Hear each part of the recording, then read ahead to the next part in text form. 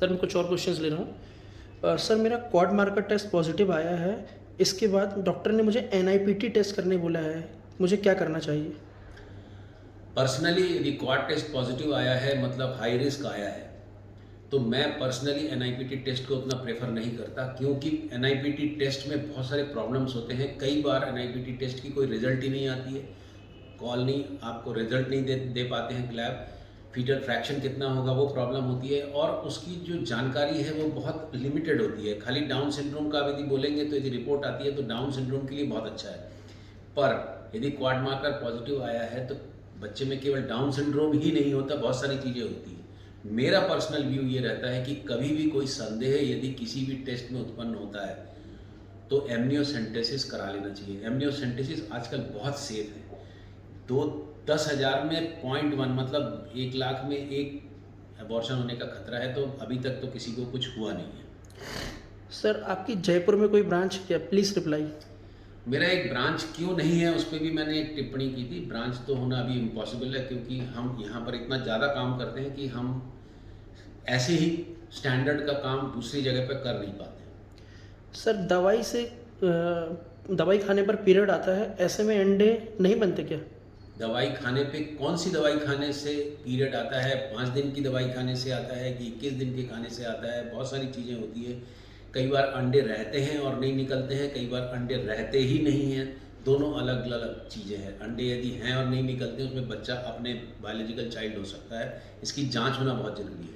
Sir मेरा एक IVF fail हो गया, एएमएच 1.7 है, एज 29 है। तो क्या मैं सेकंड टाइम आईवीएफ कराऊं खुद के अंडे से या एग डोनेशन कराऊं? नहीं, आपको मेरे पास यदि आप आते हैं तो मैं डेफिनेटली आपको एक डोनेशन के लिए सलाह नहीं दूंगा, क्योंकि एक आईवीएफ फेल होने से निराश होने की बहुत ज़्यादा ज़रूरत नहीं है। आईवीएफ में बहुत सारे फैक्टर होते हैं जिसके कारण फेल होने का खतरा रहता है। Sir, I am 35 years old, got married 4 years ago, trying to have baby since a year, consulting a gynecologist. My ultrasound endometrium shows 1.3 millimeter. It depends upon when the ultrasound has been done.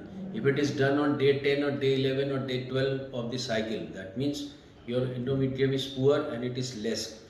We have to do a histoscopy or something else to know whether it can be improved or not. So that is very important. Sir मुझे left tube में हाइड्रोसेल्फिंग्स है, मुझे क्या करना चाहिए? आपके यदि left tube में हाइड्रोसेल्पिंग्स है तो आपकी राइट ट्यूब भी अच्छी नहीं होगी, और यदि आप प्रेग्नेंट नहीं हो पा रहे हैं तो आपको यदि आईवीएफ का सहारा लेना पड़ता है, तो आपके गायनिक यदि आपको लेप्रोस्कोपी से ट्यूबल क्लिपिंग की सलाह देते हैं तो वो जरूर करवा लीजिएगा। Follow your gynaec, follow your fertility specialist, जैसा वो बोलते हैं। सर कॉन्ट्रासेप्टिक्स पिल्स को बीच में बंद करने से कोई प्रॉब्लम होती है क्या?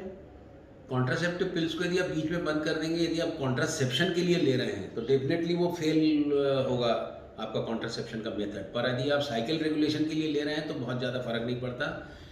कॉन्ट्रासेप्टिव पिल को आप रोक देंगे तो 3-4 दिन बाद आपको पीरियड आ जाएगा। आई हैव ओलिगोस्पर्मिया, मुझे क्या करना चाहिए, आईयूआई या आईवीएफ? डिपेंड करता है कि why what type of oligospermia. If after even sperm washing if you don't get even 1 million of the good sperm, then definitely IUI will not be successful. But you can have a trial of 3 cycles of IUI provided that your wife's uterus, tubes and periods are regular. Sir non obstructive azoospermia में कितने % chances होते हैं IVF में? ये question मैंने शायद लिख के भी उनको आंसर किया था। नॉन ऑब्स्ट्रक्टिव एजोस्पर्मिया में, नॉन ऑब्स्ट्रक्टिव एजोस्पर्मिया की बड़ी रेंज होती है, पर मैं आपको एक चीज़ बता देता हूँ कि जांच करने के बाद में ये एक असेसमेंट होता है कि कितना चांस है निकलने का। और बहुत सारे नॉन ऑब्स्ट्रक्टिव एजोस्पर्मिया में मैंने हम कल ही जो पेशेंट आए थे गोवा से, नहीं बाहर से जो आए थे, यस। उनका जो स्पर्म है उसका non obstructive azoospermia severe variety, उसमें भी स्पर्म निकला और एम्ब्रियो बना है।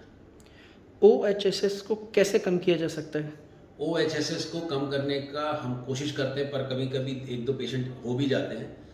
नॉर्मली ओएचएसएस पहले से प्रिज्यूम की जाती है, प्रेडिक्ट की जाती है, उस हिसाब से प्रोटोकॉल सेट होता है। इसलिए मैं कहता हूँ कि हमेशा प्रोटोकॉल पर्सनलाइज्ड होना चाहिए, और उसमें फिर यदि लगता है तो ट्रिगर एक्सीजी का ना देके हम जीएनआरएच चैनल लॉक का देते हैं। इतना डिटेल में मैं जाना नहीं चाहता हूँ, बट GnRH एनालॉग के ट्रिगर और फ्रीजिंग से यदि आप एम्ब्रियो ट्रांसफ़र नहीं करते, HCG अवॉइड करते हैं, तो काफ़ी हद तक OHSS फ्री किया जा सकता है। इम्प्लांटेशन को सक्सेस को बढ़ाने के लिए क्या कर सकते हैं?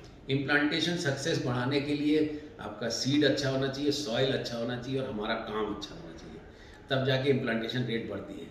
ये मल्टीपल इफेक्ट है स्पर्म का, एग का, यूट्रस का और हमारे काम का। तो मैं अपने काम को भी इसलिए जोड़ता हूँ क्योंकि we are also involve with your success and your success will be our success. So we also, हम भी चाहते हैं कि इम्प्लांटेशन हो।